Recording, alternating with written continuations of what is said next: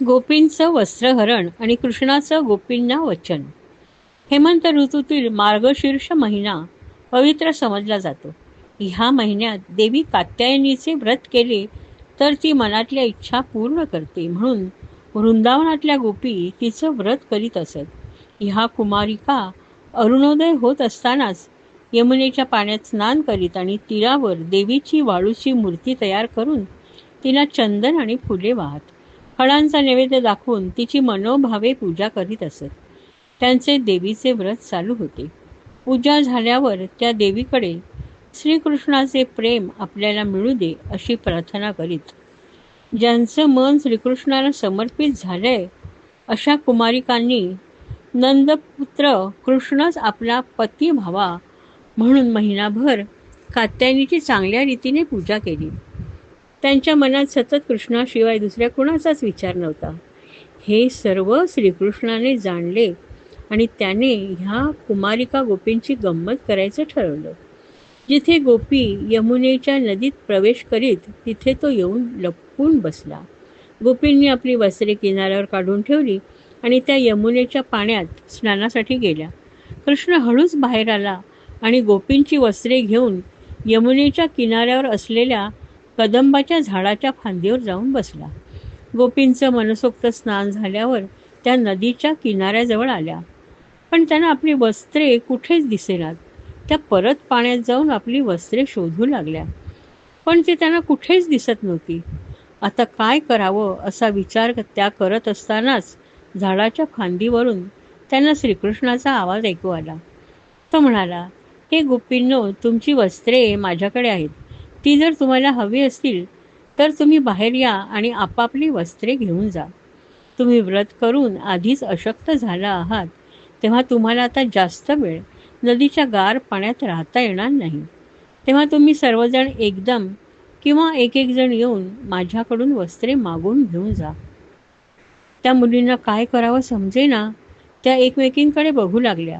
त्यांचे त्याच्यावर प्रेम होते आणि त्याच्या प्राप्तीसाठीच त्यांनी कात्यायनी देवीचे व्रत केले होते. त्यामुळे त्यांना त्याचा रागही येत नव्हता.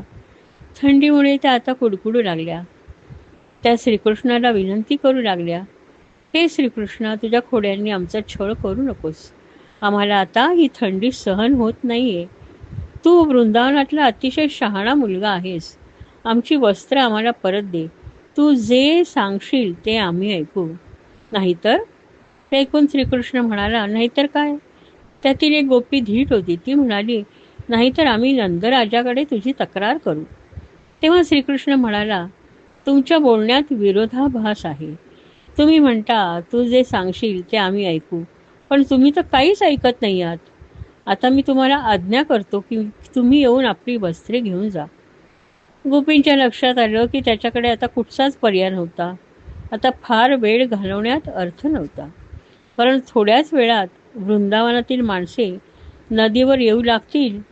त्या नदीतून बाहेर आल्या आणि आपल्या हाताने आपलं शरीर जेवढं झाकता येईल तेवढं झाकत त्या झाडाकडे जाऊ लागल्या.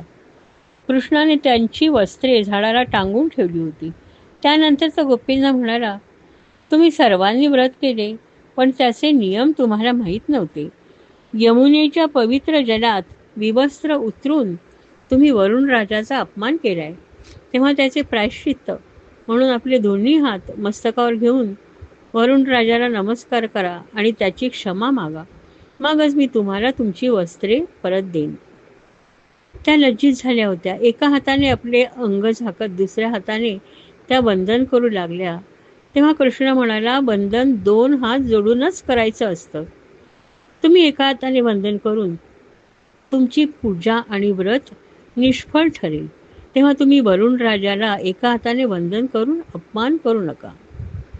इतक्या मेहनतीने केलेले व्रत फळास जावे अशीच गोपींची इच्छा होती.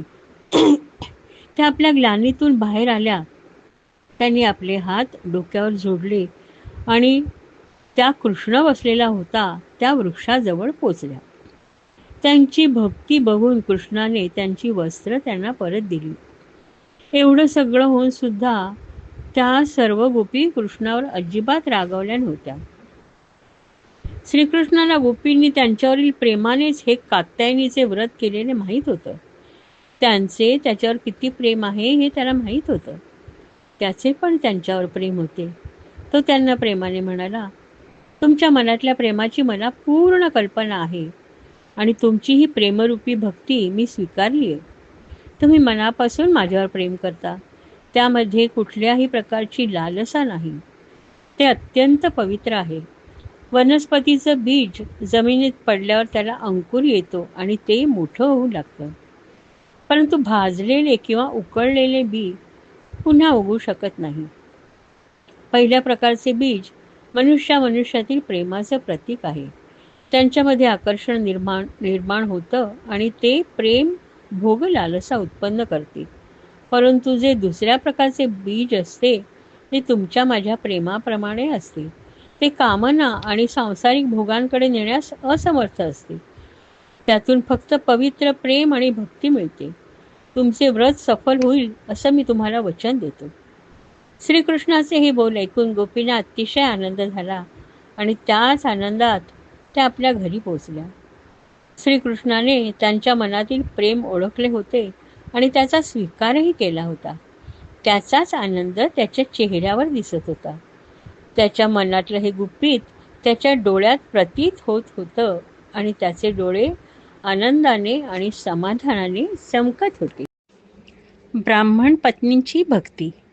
एकदा नेहमीप्रमाणे कृष्ण, बलराम आणि त्यांचे सवंगडी सकाळीच वृंदावनातून निघाले आणि त्यांच्या आवडत्या वनात येऊन पोचले. ही त्यांची अत्यंत आवडीची जागा होती. गोवर्धन पर्वताच्या उतारावर ही जागा होती. हवेत खूप उन्हाळा होता, परंतु मोठमोठ्या झाडांच्या सावल्यामुळे मुलांना तो इतका जाणवत नव्हता. आजूबाजूचे वातावरण रम्य होते. ते सर्व बघून कृष्ण भावविवश झाला. तो सर्वांना म्हणाला, हे वृक्ष किती सुंदर आहेत. त्यांच्या मोठमोठ्या फांद्या एकमेकांमध्ये गुंफल्या आहेत. उन्हापासून आपले रक्षण करण्यासाठी ह्या फांद्यांनी आपल्यासाठी मोठी छत्री तयार केली आहे. हे वृक्ष फक्त दुसऱ्यांचं हित करण्यासाठीच जगत आहेत. ते काहीही तक्रार न करता सूर्याची प्रखर उष्णता सहन करतात. मोठमोठ्या वादळांशी टक्कर देतात. कोसळणारा पाऊस आणि जंगलात लागलेला वणवा सहन करतात. निसर्गाच्या तांडवापासून मानवाचे आणि इतर प्राणीमात्रांचे रक्षण करतात. त्यांचं आयुष्य म्हणजे आदर्श आयुष्य आहे. त्यांच्याकडे कुणीही काहीही मागितले तरी ते त्याला रिकाम्या हस्ते परत पाठवत नाहीत. वृक्ष पाने, फुले, फळे, सावली, लाकडे सगळं काही देतात.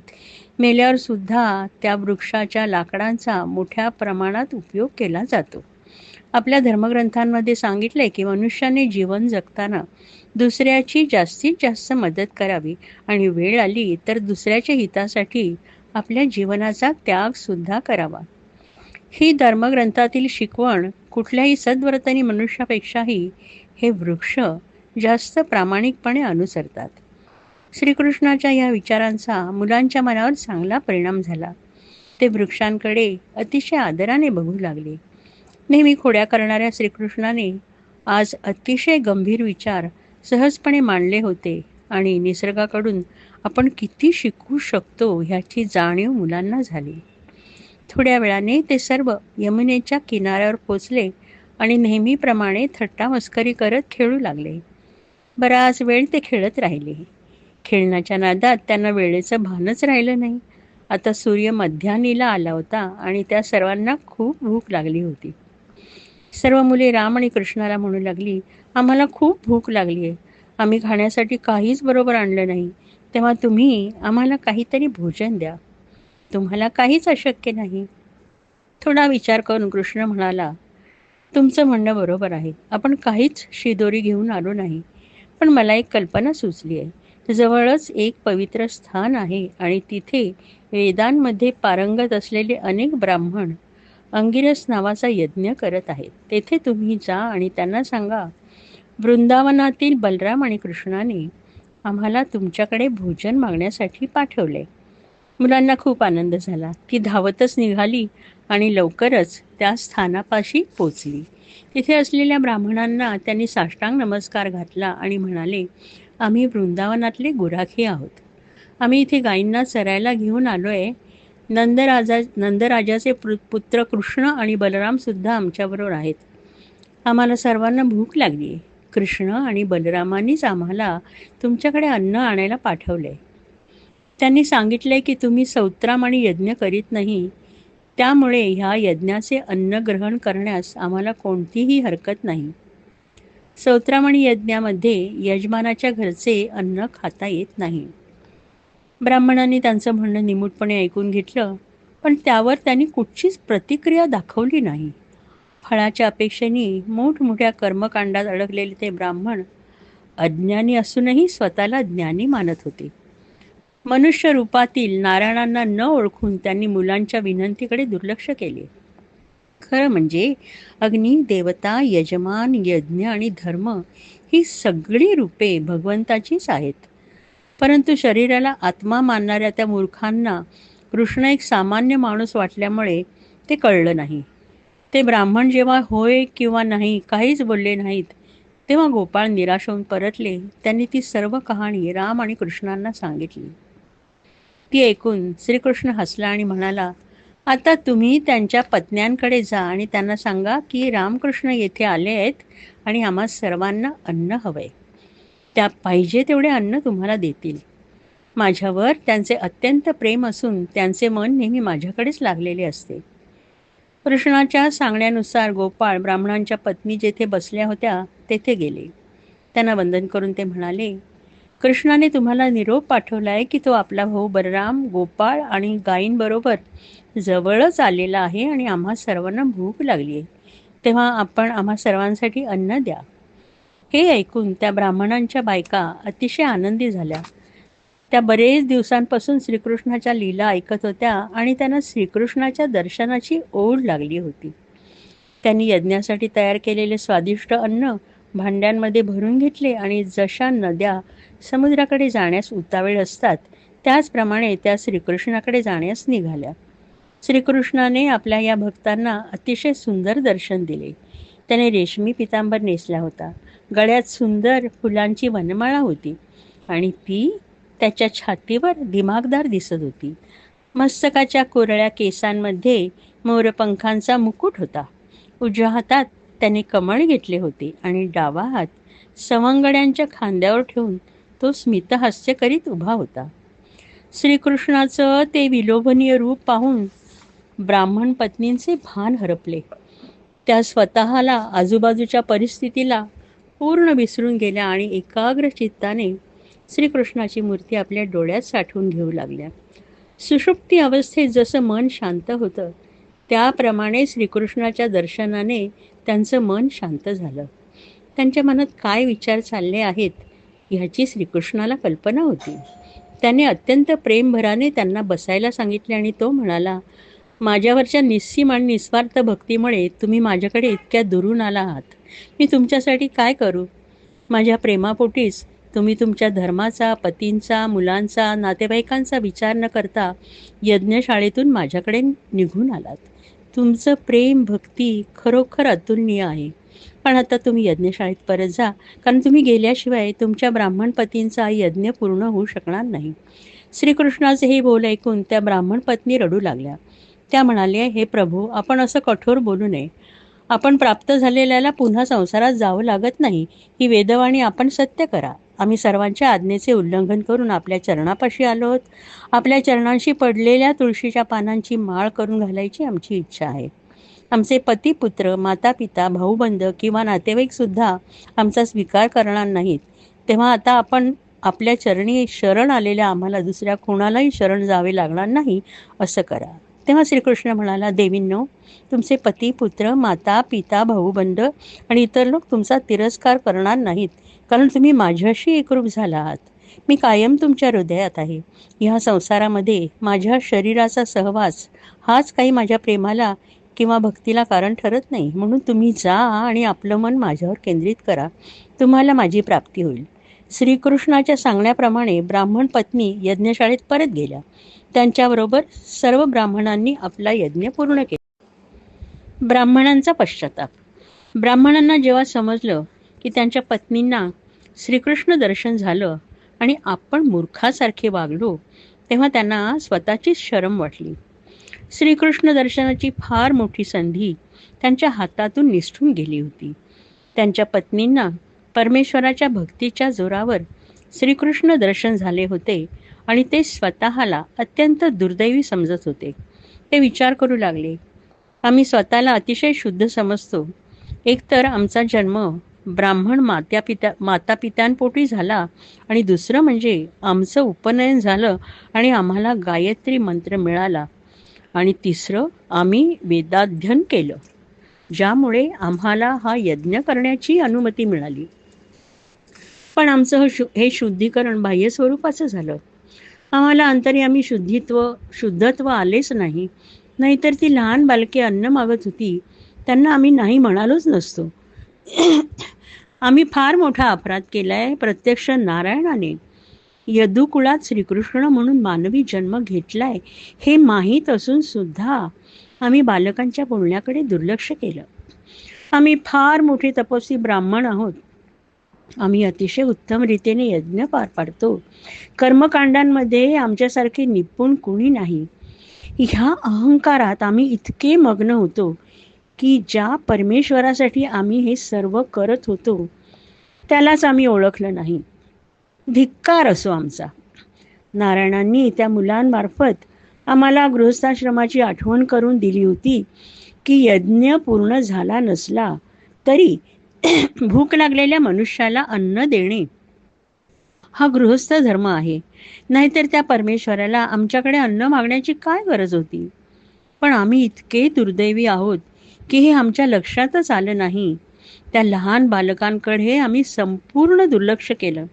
ह्या विरुद्ध आमच्या पत्नी ज्या शास्त्र शिकल्या नाहीत, ज्यांना गायत्री मंत्र ब्रह्मविद्या यांचं ज्ञान नाही, ज्या वेद शिकल्या नाहीत, पण नारायणाबद्दल त्यांच्या मनात इतकी भक्ती आहे की त्या सर्व नियम मोडून श्रीकृष्णाच्या दर्शनाला अन्न घेऊन धावत गेल्या आणि त्यांना त्या परमेश्वराचं दर्शन झालं आणि आम्ही ती आलेली संधी आमच्या रूढी संस्कारांच्या अभिमानाने घालवली.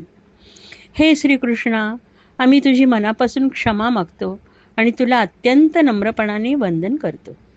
आमच्यावर दया कर. आमच्या ह्या अक्षम्य गुन्ह्याला क्षमा कर. कृष्ण आणि बलरामाला प्रत्यक्ष भेटण्याचे साहस ब्राह्मणांना होत नव्हते आणि हा प्रसंग पापी दुष्ट कंसाला समजू नये अशी त्यांची इच्छा होती. त्यांना कंसाची भीती तर वाटत होतीच आणि त्यामुळे ते कृष्ण आणि बलरामाला भेटायला गेले नाहीत. इंद्रापेक्षा गोवर्धन श्रेष्ठ. एकदा श्रीकृष्णाच्या असं लक्षात आलं की वृंदावनातील सर्व लोक कुठल्या तरी कामात गुंतलेले आहेत. सर्वजण कुठल्या तरी मोठ्या कार्यक्रमाची तयारी करीत आहेत. त्याला ते सर्व माहीत होतं, पण आपल्याला काहीच माहीत नसल्याचं भासवत तो आपल्या पित्याकडे नंदाकडे जाऊन म्हणाला, हे तात, वृंदावनातील सर्वजण कुठला तरी सण साजरा करण्याच्या गडबडीत दिसत आहेत. सर्वांमध्ये एक प्रकारचा उत्साह संचारला आहे. हे सर्व काय आहे, मला सांगाल का? नंदाने प्रेमाने कृष्णाला आपल्या मांडीवर घेतलं आणि त्याचे कुरळे केस गोंजारत म्हणाला, कृष्ण, आपण सर्वजण यज्ञाची तयारी करीत आहोत. कृष्णाने आश्चर्याने विचारलं, कुठला यज्ञ? कुठल्या देवासाठी करताय? कुठली इच्छा मनात धरून करताय? श्रीकृष्ण नंदराजाला म्हणाला, संत पुरुष आत्म्याला सर्वात श्रेष्ठ समजतात, कारण सर्व प्राणीमात्रांचा आत्मा एकच असतो हे त्यांना माहीत असतं. त्यामुळे शत्रू मित्र असा कुठचाही भेदभाव ते करत नाहीत. सुखदुःख, आपला परका अशा सर्व विरोधाभासी गोष्टींना ते एकाच तराजूत तोलतात. त्यांच्या मनात कुठली शंका राहत नाही. पण जी सर्वसामान्य माणसे असतात त्यांना कसल्या तरी इच्छा असतात आणि ह्या इच्छापूर्तीसाठी ते यज्ञ करत असतात. त्यांचा कर्मकांडांवर विश्वास असतो. त्यामध्येही काही माणसे आपण हे का आणि काय करत आहोत हे समजून ते विधी करतात. तर काही माणसे केवळ आंधळा विश्वास ठेवून काहीही न समजता करतात. त्यामुळे जे विचाराने कर्मकांड करतात त्याचे फळ त्यांना मिळते. आणि दुसऱ्या स्तरातील माणसाला आपण काय करतोय हेच माहीत नसल्यामुळे त्याला फलप्राप्ती होणं कठीण असतं. कृष्णाने नंदाला विचारलं, तात, तुम्ही कोणता यज्ञ करणार आहात त्याच्याबद्दल मला माहिती द्या. तुम्ही तो यज्ञ नीट विचार करून अभ्यास करून करणार आहात की केवळ तुमचे पूर्वज ते करत होते म्हणून तीच रीत पाळून करणार आहात? कृपया मला तुमच्या यज्ञामागील हेतू सांगा. नंदराजा कृष्णाला म्हणाला, मी तुला सर्व सविस्तरपणे सांगतो. हा यज्ञ करण्यामागे माझी कुठची वैयक्तिक इच्छा किंवा हेतू नाही. सर्वांचं भलं व्हावं ह्या एकाच हेतूने मी हा यज्ञ करत आहे. स्वर्गाचा राजा इंद्र हा आपल्याला पाऊस देतो. मेघ हे त्याचे हात आहेत आणि ह्याच हातांनी तो आपल्याला भरपूर पाऊस देतो आणि त्यामुळे उत्तम कुरण वाढते व आपलं ऐश्वर्य म्हणजे काय तर आपली गाई गुरे. आणि या पावसामुळे आपल्या गाईगुरांना उत्तम कुरण चरायला मिळतं आणि त्यामुळे ते आपल्याला भरपूर दूध दुभते देतात. इंद्राच्या या कृपेमुळे आम्ही त्याची भक्ती करतो आणि इंद्राचा सण म्हणून हा यज्ञ करतो. ही प्रथा पिढ्यानपिढ्या चालत आली आहे. जो माणूस हा यज्ञ नीट करीत नाही त्याचं भलं होत नाही. इंद्राच्या औदार्याची प्रत्येकाने जाणीव ठेवली पाहिजे. कृष्णाने मनात विचार केला की इंद्राला समज देण्याची वेळ आली आहे. तो सर्वांना म्हणाला, मला ही गोष्ट पटत नाही. नंदाला आणि बाकीच्या ज्येष्ठ नागरिकांना कृष्णाचं हे बोलणं ऐकून आश्चर्य वाटलं. ते म्हणाले, कृष्णा, तू अजून लहान बालक आहेस. आपण काय बोलतोय हे तुला समजत नाही. तेव्हा कृष्ण म्हणाला, मी आता जे काही तुम्हाला सांगणार आहे ते नीट ऐका, त्यावर विचार करा. तुम्हाला जर ते पटलं नाही तर तुम्ही यज्ञ करू शकता. त्या सर्वांना आता कृष्ण काय सांगणार याची उत्सुकता लागून राहिली आणि ते कृष्णाचं बोलणं ऐकण्यासाठी शांतपणे बसले. श्रीकृष्णाने सांगण्यास सुरुवात केली. तो म्हणाला, प्रत्येक प्राणीमात्राचा जन्म आणि मृत्यू त्याच्या आपापल्या कर्माप्रमाणे होतो. त्याला मिळणारं सुख, दुःख, व्याधी सर्व त्याला त्याच्या कर्मानुसार मिळतात. ह्यामध्ये कुठच्याही देवदेवतांचा हस्तक्षेप नसतो. देवाची कृपा जरी मनुष्यावर झाली तरी देवांनाही ती कृपा त्यांच्या कर्मानुसार करावी लागते. मनुष्य त्याच्या पूर्वजन्मांमध्ये जे काही पाप किंवा पुण्य करतो त्याप्रमाणेच त्याचे ह्या जन्मातले नशीब असते. ते नशीब कुठलाही देव किंवा इंद्र बदलू शकत नाही. त्याने केलेल्या कर्मानुसार त्याचा स्वभाव बनतो. प्रत्येक जीवाला त्याने केलेल्या कर्मानुसार उच्च दर्जाचा मनुष्य जन्म किंवा नीच दर्जाच्या प्राण्यांचा जन्म मिळतो. मनुष्य जन्मात सुद्धा कर्मानुसार त्याला ज्येष्ठ किंवा कनिष्ठ दर्जाचे स्थान प्राप्त होते. तेव्हा मनुष्याने कर्माला ईश्वर समजून उत्तम कर्म करावे म्हणजे त्याचं फळ त्याला उत्तम मिळेल. प्रत्येकाने आपल्याला नेमून दिलेले कर्म उत्तम रीतीने पार पाडलं तर ती परमेश्वराची भक्ती होईल. ब्राह्मणांनी वेदांचे अध्यापन करून, क्षत्रियांनी पृथ्वीचे पालन रक्षण करून आणि शूद्रांनी सर्वांची सेवा करून आपला जीवन निर्वाह करावा. वैश्यांचे व्यवसाय 4 प्रकारचे आहेत: शेती, व्यापार, गुरांचे पालन आणि सावकारी.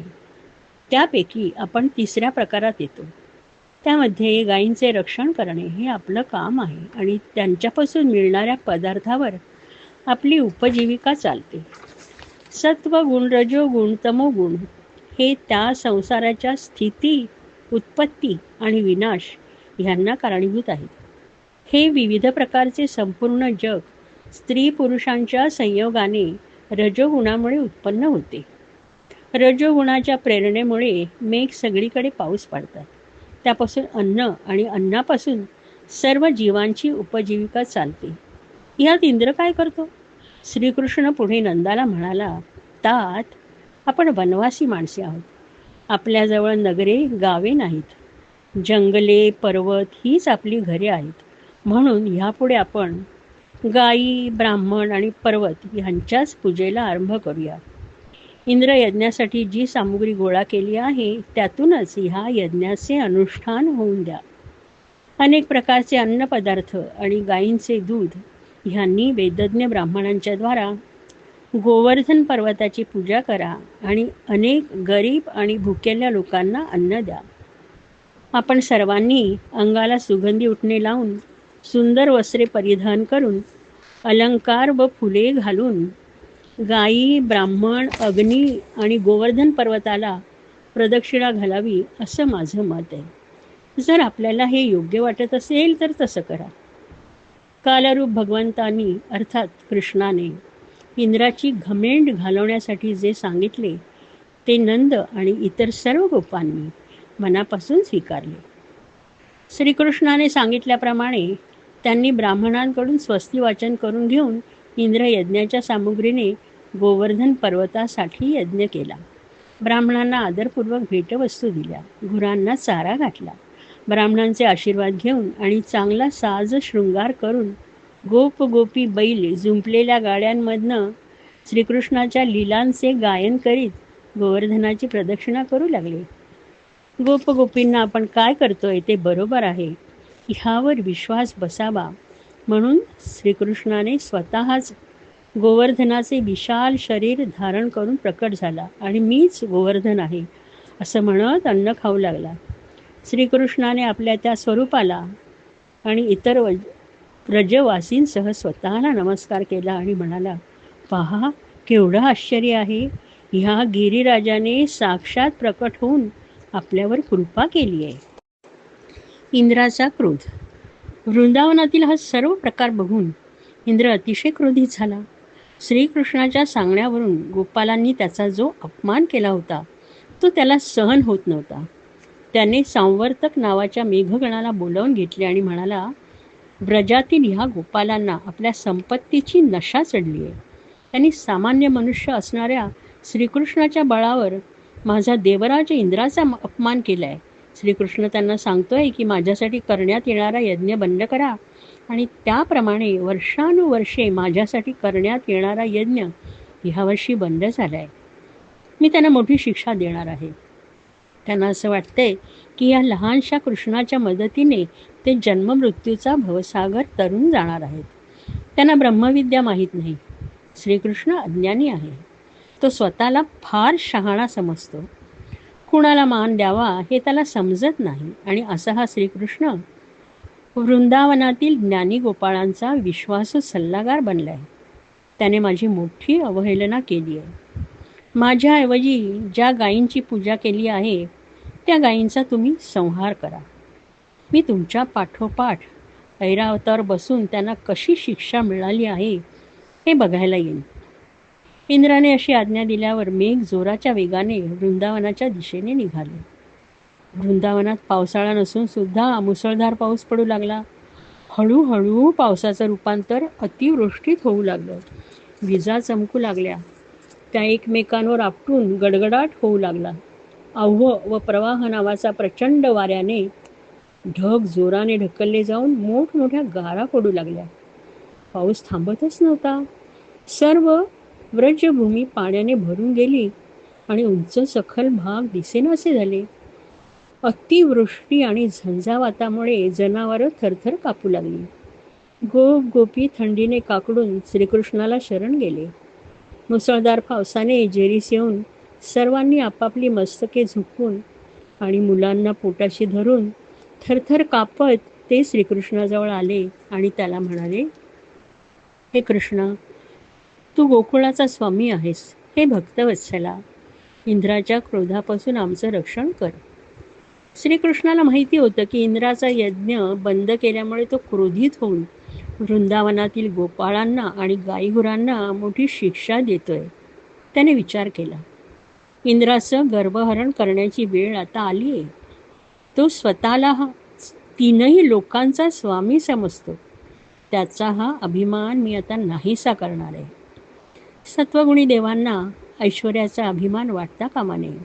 सत्वगुणांपासून वंचित झालेल्या देवांचा मी मानभंग करीन. त्यामुळे त्यांना शेवटी शांतीच मिळेल. ह्या गोकुळाचा मी प्रेमाने स्वीकार केलाय आणि मीच त्यांचा रक्षण करता आहे. मी त्यांचं रक्षण करीन असं म्हणून श्रीकृष्णाने सहजपणे एकाच हाताने गोवर्धन पर्वत उखडून, लहान मुलाने पावसाळी छत्री हातात घ्यावी त्याप्रमाणे तो पर्वत वर धरला आणि तो सर्वांना म्हणाला, हे माता, हे तात, हे सर्व व्रजवासियांनो, तुम्ही तुमच्या मुलाबाळांसह आणि गुरांसह या पर्वताच्या खाली आरामात बसा. हा पर्वत माझ्या हातातून खाली पडेल ही भीती बाळगू नका. आता वाऱ्याची आणि पावसाचीही भीती नाही. श्रीकृष्णाने जेव्हा असा धीर दिला तेव्हा सर्व गवळी आपापली गुरे, छकडे, परिवार घेऊन गोवर्धन पर्वताच्या खाली थांबले. श्रीकृष्णाने सतत 7 दिवस तो पर्वत उचलून धरला. या दिवसात तो एक पाऊल सुद्धा इकडे तिकडे हलला नाही. श्रीकृष्णाच्या योगमायेचा हा प्रभाव पाहून इंद्राला आश्चर्याचा धक्का बसला. त्याचा संकल्प धुळीला मिळाला. त्याने आपल्या मेघांना आवरले. ते भयंकर तुफान आणि घनघोर पाऊस पडणे बंद झाले असून ढग निघून गेलेत आणि आकाशात सूर्यही दिसू लागलाय. हे पाहून श्रीकृष्ण सर्वांना म्हणाला, हे गोपांनो, वादळ आणि पाऊस बंद झालाय. नद्यांचं पाणीसुद्धा ओसरले. तेव्हा तुम्ही आता आपल्या स्त्रिया, वृद्ध, गोधन सर्वांना घेऊन बाहेर या आणि आपापले सामान घेऊन वृंदावनात आपल्या घरी परत जा आणि आपले दैनंदिन व्यवहार सुरू करा. आता यापुढे कधीही असा अवेळी पाऊस येणार नाही. ते सर्व गोवर्धनाच्या खालून बाहेर आले. व्रजवासींची मने श्रीकृष्णाच्या प्रेमावेशाने भरून आली होती. वयस्कर लोकांनी त्याला मनापासून आशीर्वाद दिले. सवंगड्यांनी त्याला आलिंगन देऊन आपलं प्रेम व्यक्त केलं.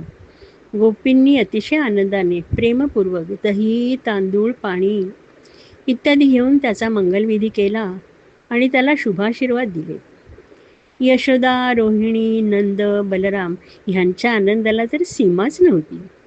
आकाशातील देव, सिद्ध, गंधर्व, चारण इत्यादींनी प्रसन्न होऊन श्रीकृष्णावर फुलांचा वर्षाव केला. स्वर्गामध्ये देव शंख आणि नौबती वाजवू लागले. त्यानंतर श्रीकृष्णाने गोवर्धन पर्वत सर्वांच्या देखत सहजपणे त्याच्या जागेवर पूर्ववत ठेवला. गोवर्धन पर्वताच्या प्रसंगानंतर वृंदावनातील रहिवासी श्रीकृष्णाच्या अलौकिक कृत्यांचा गंभीरपणे विचार करू लागले. इतक्या लहान बालकाने हत्तीने सरोवरातून कमळ उचलावे त्याप्रमाणे इतका मोठा गोवर्धन पर्वत कसा काय उचलला? त्यांना श्रीकृष्णाच्या दैवी अस्तित्वाची काहीच कल्पना नसल्यामुळे त्यांना अतिशय आश्चर्य वाटत होतं आणि सर्व नंदराजाला म्हणाले, राजा, हा तुझा पुत्र अलौकिक आहे. तो आपल्यासारख्या गुराख्याचा मुलगा वाटत नाही. एखाद्या साध्या दागिन्यात मौल्यवान रत्न बसवावे त्याप्रमाणे तो आपल्यात आहे. आपण पूर्वीपासूनचे प्रसंग आठवले तर अगदी जन्मापासून त्याने केलेले चमत्कार लक्षात येतात. अगदी तान्ह बाळ असताना पूतना राक्षसिणीचे विषारी दूध पिऊन त्याने तिचा वध केला होता. लहान बाळ असताना बैलगाडीच्या चाकाच्या रूपात आलेल्या शकटासुराला त्याने लाथेने बैलगाडी उडवून मारलं होतं. वृणवर्त असुराने त्याला मारण्यासाठी उंच हवेत नेले असता कृष्णानेच त्याचा वध केला. रांगणाऱ्या कृष्णाने उखळीला बांधलेले असताना रांगत अंगणातले भले मोठे वृक्ष पाडण्याचा विक्रम केला होता. थोडा मोठा झाल्यावर यमुनेच्या तीरावर बगळ्याच्या रूपात बसलेल्या बक्क नावाच्या असुराचा वध केला होता.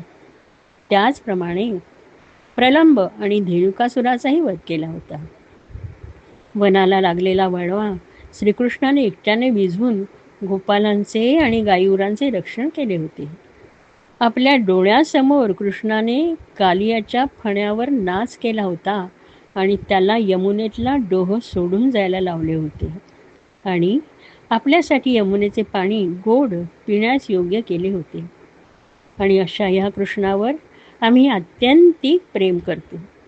आम्हाला नवल वाटू लागलंय की आमच्यासारख्या अडाणी लोकांमध्ये ह्या दैवी बालकाने का जन्म घेतलाय, तो कोण आहे?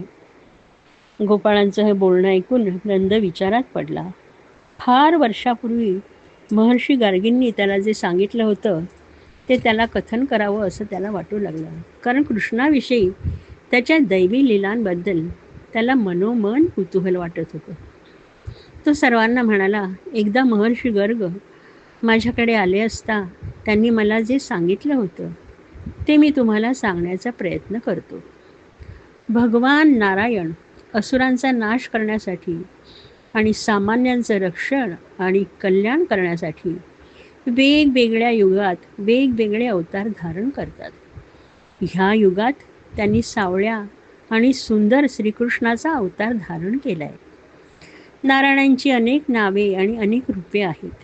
एकदा ते वसुदेवाचे पुत्र होते म्हणून त्यांना वासुदेव असंही म्हणतात. महर्षी गर्ग पुढे म्हणाले, मला हे सर्व माहीत आहे, पण सामान्य माणसांना हे माहीत नाही. तुमचं कल्याण आणि मानव जातीचा उद्धार करण्यासाठी त्यांनी कृष्ण रूपाने गोकुळात जन्म घेतलाय. तुझा हा पुत्र म्हणजे प्रत्यक्ष भगवान नारायण आहेत. तेव्हा कृष्णाच्या दैवी लीलांचे तुम्हाला आश्चर्य वाटता कामा नाही. हे सर्व मला गर्ग महर्षींनी सांगितले होते आणि ते तिथून निघून गेले होते. सर्व वृद्ध माणसं नंदाचं बोलणं एकाग्र चित्ताने ऐकत होते. कृष्णाच्या दैवी लीलांचा प्रत्यय त्यांना आलाच होता. परंतु एखादी मौल्यवान वस्तू मनुष्याकडे बराच काळ असली की तिचे मौल्य त्याच्या अंगवळणी पडते. त्याप्रमाणे श्रीकृष्णाच्या सान्निध्यात राहून त्याचे दैवत्व त्यांच्या अंगवळणी पडले होते आणि श्रीकृष्णाला तेच हवं होतं. त्याला त्यांच्यातलाच एक बनून त्यांच्यात राहण्याची इच्छा होती. कृष्णाचा गोविंद नावाने राज्याभिषेक. सर्व वृंदावनवासी परत गेल्यावर कृष्ण एकटाच पर्वतापाशी उभा होता. तेव्हा अतिशय लज्जित झालेला आणि पश्चात्तापाने स्वतःशीच शरम वाटत असलेला इंद्र तिथे आला. त्याच्याबरोबर दैवी गाय कामधेनू होती. श्रीकृष्णाला एकट्याला बघून इंद्राने आपला मुकुट काढून त्याच्या पायांवर ठेवला आणि उभा राहून त्याने श्रीकृष्णापुढे हात जोडले आणि म्हणाला, हे भगवंता, देवाच्या देवा, मला माझ्या अधम कृत्याची क्षमा करा. इंद्र म्हणाला, भगवंता, आपले स्वरूप परम शांत आणि सत्वगुणमय आहे. आपण रजोगुण तमोगुण विरहित आहात. तुम्ही मला क्षमा करा. ह्या विश्वामध्ये अविद्या, अज्ञान, माया, मोहजाल, त्रिगुणांचं एकत्रीकरण सर्व ठिकाणी पसरलेलं आहे. त्यामुळे ह्या सर्वांच्या आवरणाखाली दडलेलं सत्य कुणाला दिसत नाही. ह्या विश्वामध्ये कायमरूपी सत्य फक्त तुम्हीच आहात. तुमच्यावर वरील आवरणांचा काहीच परिणाम होत नाही. सामान्य माणसांच्यात असलेला लोभ, लालसा, ईर्षा वगैरे दुर्गुणांचा तुमच्यावर काहीच परिणाम होत नाही, कारण तुम्ही निर्गुण आणि निराकार आहात. तुम्ही ह्या भौतिक जगात कुठेही गुंतलेले नसलात तरीसुद्धा पृथ्वीवर जेव्हा जेव्हा अधर्म होतो तेव्हा धर्माच्या रक्षणासाठी आणि स्थापनेसाठी, दुष्टांना शिक्षा करण्यासाठी आपण मनुष्याचा जन्म घेऊन ह्या पृथ्वीवर अवतरला आणि मग तुम्ही मनुष्यासारखे राहता. आमच्यासारख्या बऱ्याच लोकांना ते कळत नाही. तुम्ही या विश्वाचे पालन करते आहात. आपण अनंत असा काळ आहात. तुम्ही माझ्यासारख्या अहंकाराने उन्मत्त झालेल्या, वेदांनी सांगितलेल्या वर्तनाचे पालन न करणाऱ्या अनार्यांना शिक्षा देण्यासाठी आला आहात. माझ्या अक्षम्य अशा वागणुकीबद्दल मी पुन्हा पुन्हा तुमची क्षमा मागतो. स्वतःच्या संपत्तीचा आणि सामर्थ्याचा मला इतका गर्व झाला होता की त्यामुळे तुमची महती मला समजलीच नाही आणि माझ्याकडून भयंकर दुष्कृत्य झालं. तुमच्या सामर्थ्याला मी कमी लेखलं आणि आता मी तुमची इतकीच प्रार्थना करतो की ह्यापुढे भविष्यात अशा बिकट प्रसंगातून माझं रक्षण करा. इंद्राचे हे बोल ऐकून कृष्णाने मंदस्मित केले आणि तो म्हणाला, हे इंद्रा, तू माझा नेहमीच आवडता आहेस. मी तुझा भाऊ उपेंद्र आहे. मी हा प्रसंग का घडवून आणला याचं कारण तुला सांगतो. देवांचा राजा असल्यामुळे तुला जे सामर्थ्य मिळाले त्याने तू सत्तांध झाला होतास आणि हे खूळ तुझ्या डोक्यातून काढण्यासाठी आणि तुला योग्य मार्गावर आणण्यासाठी मी हा प्रसंग मुद्दाम घडवून आणला.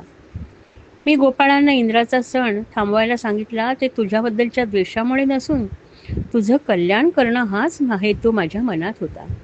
तुझ्या भावाला उपेंद्राला तू पूर्वीचा इंद्र हवा होतास. उपेंद्र अर्थात नारायणाचा वामन अवतार याने कश्यप मुनी आणि अदिती यांच्या पोटी जन्म घेतला होता. अदिती ही इंद्र आणि इतर देवांची माता होती, म्हणून नारायणांना वामन अवतारात इंद्राचा लहान भाऊ उपेंद्र असंही म्हणतात. इंद्रा, तुला अजून एक गोष्ट मला सांगायची आहे. ज्यांचे अंतर्मन ऐश्वर्याने आंधळे होते ते मला पाहू शकत नाहीत. अशा माझ्या भक्तांवर मला कृपा करायची असेल तर मी त्यांच्या ऐश्वर्याचा ऱ्हास करतो आणि तेव्हा अशा दुर्भाग्याच्या प्रसंगी त्यांना परमेश्वराची आठवण येते. तू माझा नेहमीच लाडका होतास, तेव्हा तू आता शांत हो.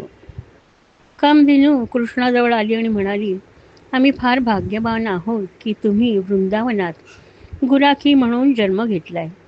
तुम्ही माझ्या सर्व बालकांचे रक्षण करताय आणि त्यामुळे ते अतिशय आनंदात आहेत. तुम्ही आमचे राजा आहात. मी ब्रह्मदेवांच्या परवानगीने तुमच्यासाठी मुकुट आणलाय आणि तुम्हाला आम्ही आमचे राजा म्हणून राज्याभिषेक करणार आहोत. तुम्ही विश्वाचे अधर्मापासून रक्षण करण्यासाठी जन्म घेतला आहे. आम्ही तुम्हाला नमस्कार करतो. त्यानंतर कामधेनूने स्वर्गातून आणलेल्या पाण्याने आणि स्वतःच्या दुधाने कृष्णाला राज्याभिषेकासाठी स्नान घातलं. इंद्राने ऐरावताकडून आणलेल्या स्वर्गातील मंदाकिनीच्या पवित्र पाण्याने कृष्णाला स्नान घातलं आणि त्याला मुकुट परिधान केला.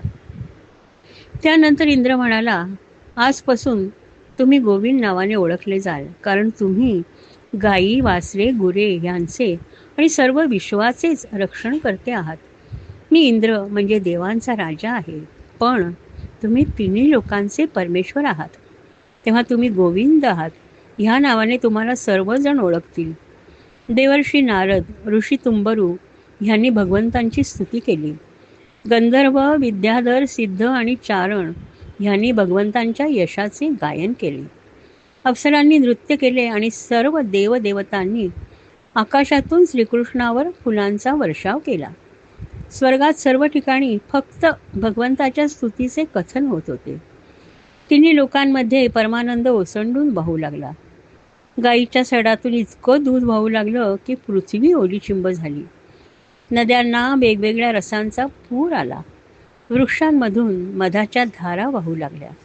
नांगरणी पेरणी न करताही जमिनीतून अनेक प्रकारच्या औषधी आणि अन्न उत्पन्न झालं. पर्वतात दडून असलेली राने बाहेर दिसू लागली. कृष्णाचा राज्याभिषेक झाल्यावर स्वभावतःच क्रूर असलेले प्राणी आपला क्रूरपणा विसरले. त्यानंतर इंद्र, देव आणि गंधर्वांसह स्वर्गात निघून गेला आणि कृष्ण जणू काही घडलंच नाही असं दाखवत आपल्या घरी वृंदावनात निघून गेला. नंदाला वरुणाकडून सोडवलं. नंदराजा एकादशीचे व्रत करत असे. ह्या व्रतानुसार तो दिवसभर कडकडीत उपास करत असे आणि नारायणाची प्रार्थना करत असे. द्वादशीला यमुना नदी स्नान करून तो अन्न ग्रहण करून आपलं व्रत सोडित असे. त्या दिवशी रात्री नंदाने एकादशीचा उपवास दिवसभर करून भगवंतांची पूजा करून कारण्याचे स्नान करण्यासाठी यमुनेच्या पात्रात प्रवेश केला. ही असुरांची वेळ आहे त्याच्या लक्षात आलं नाही. त्यावेळी जलराजा वरुणाचा सेवक असलेल्या एका असुरानं त्याला पकडलं आणि वरुणाकडे नेलं. गोपाळांच्या लक्षात आलं की नंदराजा पाण्यातनं बाहेर आले नाहीत. तेव्हा ते घाबरले आणि कृष्ण बलरामाकडे मदतीसाठी धावले. कृष्णाने जेव्हा त्यांचं रडणं ऐकलं तेव्हा आपल्या वडिलांना वरुणाकडे नेल्याचं त्याला समजलं. तेव्हा श्रीकृष्ण पाताळात वरुणाच्या प्रासादात गेला. प्रत्यक्ष श्रीकृष्ण नारायण आपल्याकडे आलेले पाहताच त्यांच्या दर्शनाने वरुणाला अतिशय आनंद झाला. त्याने नारायणाची भव्य पूजा केली आणि तो म्हणाला, प्रभू, आज माझ्या शरीर धारणेचे सार्थक झाले. आपल्या चरणकमलांच्या सेवेची संधी मला मिळाली. मी आपणास नमस्कार करतोय. प्रभो, माझा हा सेवक मूर्ख आहे. त्याला आपण काय करावं हे कळतच नाही. तोच आपल्या वडिलांना नकळत इथे घेऊन आलाय. आपण त्याबद्दल त्याला आणि मला क्षमा करावी आणि आपल्या वडिलांना घेऊन जावं. नंदाने लोकपाल वरुणाचे पूर्वी न पाहिलेले ऐश्वर्य पाहिले. तसेच तेथील लोक श्रीकृष्णाच्या चरणांवर नतमस्तक होत आहे हेही पाहिलं. त्याला अत्यंत आश्चर्य वाटलं. श्रीकृष्ण नंदाला घेऊन वृंदावनात परत आला. सर्वांना अतिशय आनंद झाला. तिथे आल्यावर नंदाने आपल्या बांधवांना वरुणाच्या प्रासादात घडलेली हकीकत सांगितली. हे सर्व ऐकून गोपांनी श्रीकृष्ण स्वतःच भगवंत आहे हे जाणले. त्यांनी मनातल्या मनात असा विचार केला की हे देवाधिदेव आपल्या ब्रह्मरूप स्वधामाला अर्थात वैकुंठाला आपल्याला सुद्धा नेतील का? सर्व साक्षी भगवंतांनी आपल्या ह्या गोपांची इच्छा जाणली आणि त्यांच्यावर कृपा करण्याचं ठरवलं.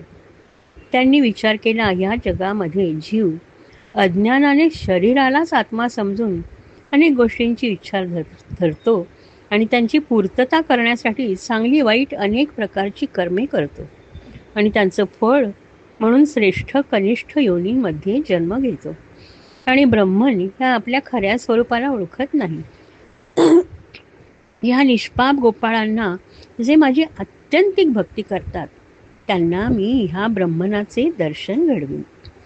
अशा प्रकारे विचार करून परम दयाळू भगवंतांनी समाधिनिष्ठ पुरुषच जे पाहू शकतात त्या ब्रह्मनचा त्यांना साक्षात्कार करवला. ब्रह्मन हे प्रकृतीपासून वेगळे आहे. ते स्वयंप्रकाशित आहे.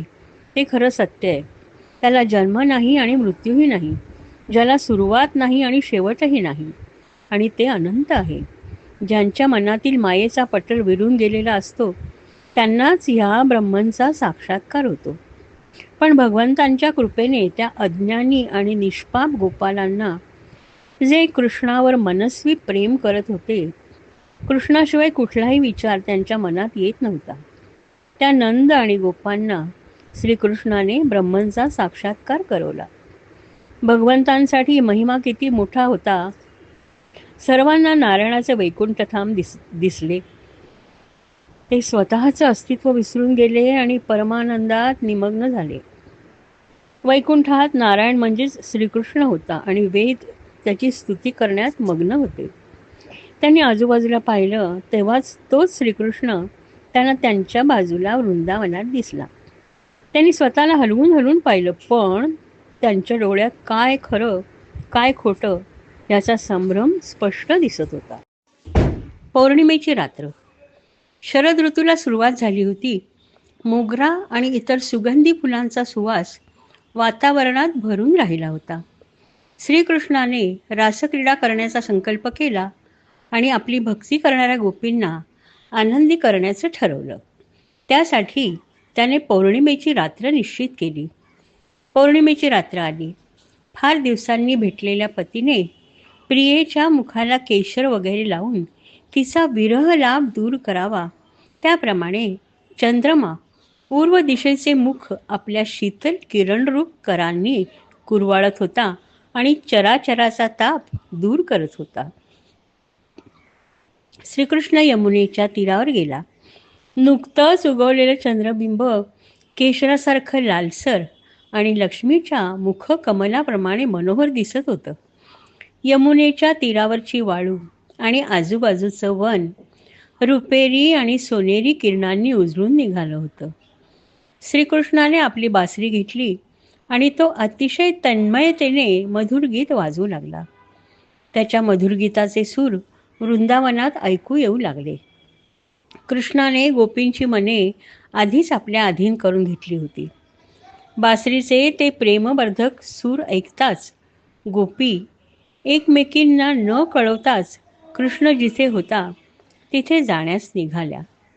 बासरीचे सूर ऐकताच ज्या गोपी गायींची धार काढत होत्या त्या धार काढणे अर्धवट टाकून निघाल्या.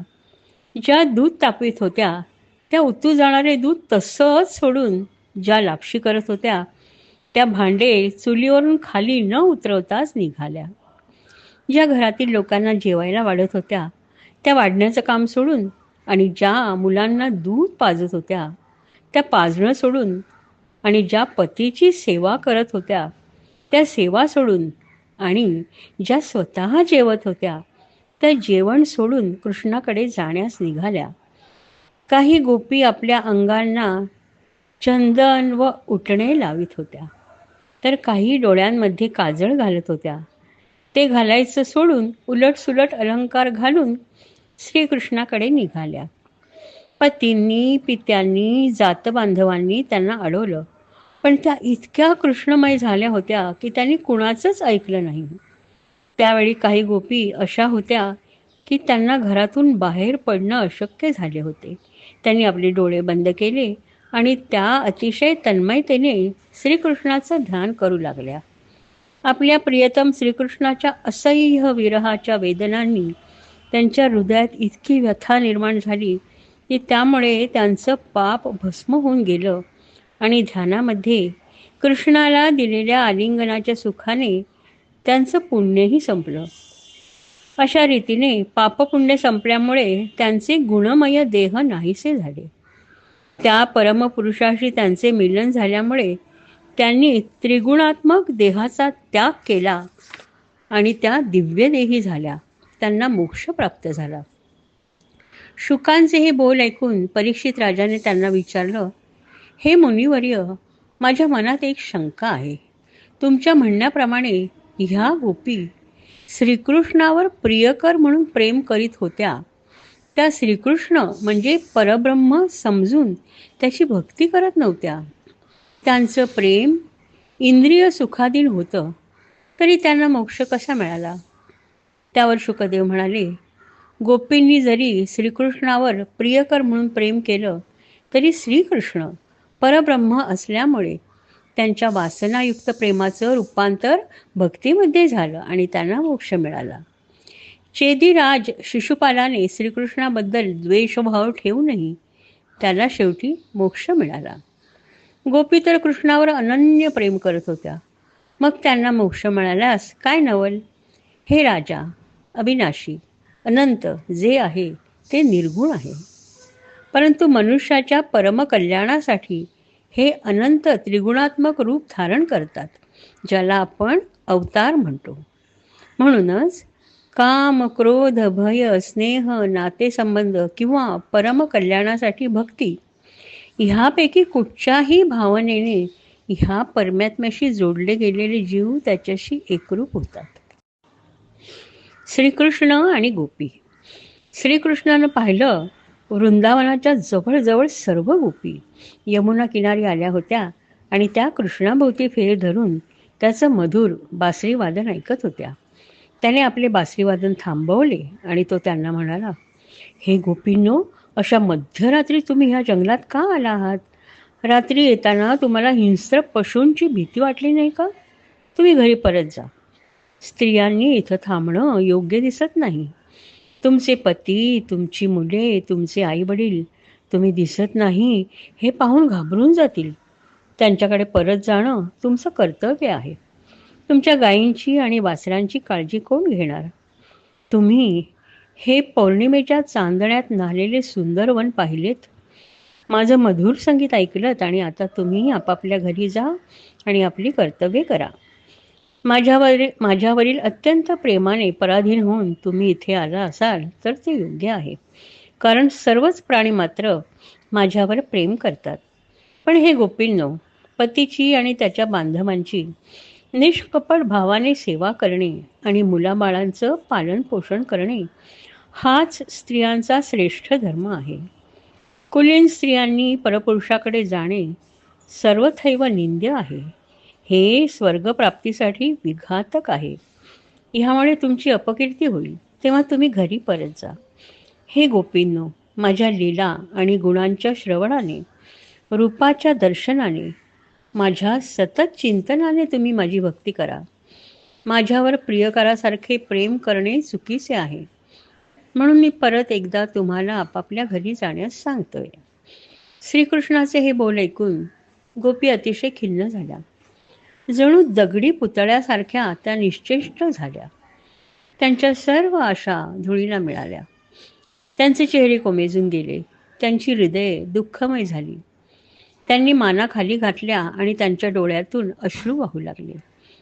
त्यांचे हृदय दुःखाने इतके भरून आले की त्यांच्या तोंडून शब्दच फुटेना. श्रीकृष्णावर त्यांचे अनन्य प्रेम होते. श्रीकृष्णाचे हे निष्ठुर बोल ऐकून त्यांना रडू कोसळलं. त्या अत्यंत हळू आवाजात श्रीकृष्णाशी बोलू लागल्या. त्यांच्या डोळ्यांतून सतत अश्रू ओघळत होते, पण त्याकडे त्यांचे लक्ष नव्हते. त्या अश्रूंनी त्यांचं काजळ निघून गेलं. त्यांचे केस वेडेवाकडे झाले होते. त्यांनी घाईघाईत येताना कपडेही नीट घातले नव्हते, पण ह्या सर्वांकडे त्यांचं दुर्लक्ष झालं होतं. त्यांना फक्त एवढंच समजत होतं की कृष्ण त्यांच्याशी निर्दयपणे वागत होता. त्या कृष्णाला म्हणाल्या, हे कृष्णा, तू असं निष्ठुर बोलू नकोस. आम्ही सर्व काही सोडून तुझ्याकडे धावत आलो ते तुझ्यावरील प्रेमामुळेच, आणि आता तू आम्हाला अंतर देऊ नकोस, आमचा त्याग करू नकोस. तू धर्म जाणतोस व पती, पुत्र आणि बांधवांची सेवा करणे हा स्त्रियांचा धर्म आहे. पण आम्ही तुझं हे प्रवचन ऐकायला इथे आलो नाही. तू आमचा त्याग करणार नाहीस या एकाच विश्वासाने आम्ही तुझ्याकडे आलोय. तू म्हणतो स्वतःचे पती, पुत्र, आई, वडील यांच्या सेवेत मग्न राहा, पण आम्हाला आता त्यामध्ये आनंदच मिळत नसेल तर केवळ धर्मपालन म्हणून ते का करायचं? साधू संत म्हणतात, ह्या सर्व बंधनांतून मुक्त व्हा. तुमचे लक्ष फक्त शाश्वतावर, जो तू आहेस, त्यावर केंद्रित करा. आणि तू मनुष्यावतारी परब्रह्म आहेस. मग आम्ही सर्व सोडून तुझ्याकडे धाव घेतली तर त्यात चुकीचं काय आहे? आम्हाला धर्मशास्त्र यातील काही समजत नाही. आम्ही केवळ तुझ्यावरील आत्यंतिक प्रेमापोटी तुझ्याकडे आलोय. आमचं हे प्रेम या एकाच जन्माचं नसून जन्मोजन्मीचं आहे. त्याशिवाय ते इतके तीव्र असूच शकणार नाही. अजूनपर्यंतच्या आयुष्यात आम्ही आमच्या संसारात नेहमीच्या कर्तव्यात मग्न होतो आणि आनंदी आणि समाधानीही होतो. पण तू आलास आणि आमचं सर्व विश्वच बदललं. पूर्वी ज्या गोष्टींमध्ये आम्हाला गोडी वाटत होती त्यात आम्हाला आता वाटत नाही. हे फार चमत्कारिक आहे, पण हे तितकं सत्य आहे. आमची नजर सतत तुला पाहण्यासाठी भिरभिरत असते. आमचे कान केवळ तुझी चाहूल ऐकण्यासाठी उत्सुक असतात. आणि आता तू आम्हाला घरी जायला सांगतोयस, पण आमचे पाय या धरतीला खिळलेले आहेत. ते हलायला तयार नाहीत.